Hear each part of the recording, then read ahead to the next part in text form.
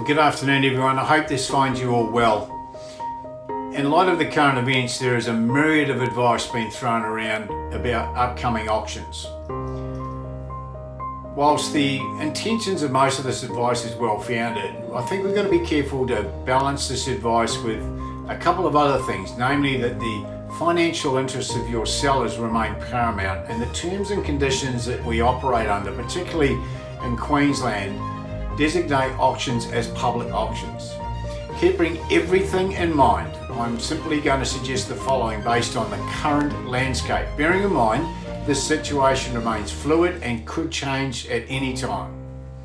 Firstly, be sure to have sanitizer freely available at your auctions. Follow all the health advice that is freely available in many places, particularly from the government authorities. If in your judgment someone who appears to be unwell wishes to enter the property, you are well within your rights to refuse them entry. Certainly you may wish to restrict the number of people in the home at any one time, and I think that's just a logical thing given the social distancing requirements at the moment.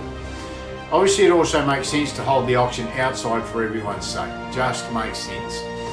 These thoughts are not gospel, nor are they exhaustive. Many of them will also be appropriate for open homes. Ultimately, you need to consult with your sellers and, where applicable, tenants.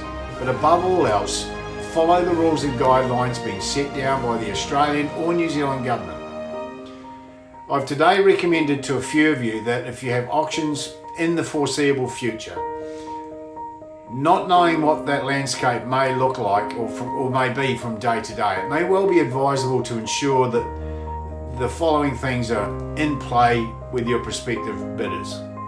Firstly, get them pre-registered, so if they have to, they can bid by phone. Make sure they have signed a bid by telephone form. That's obviously important. Ensure that any other documentation required in your state or country is signed and returned to you prior to the auction.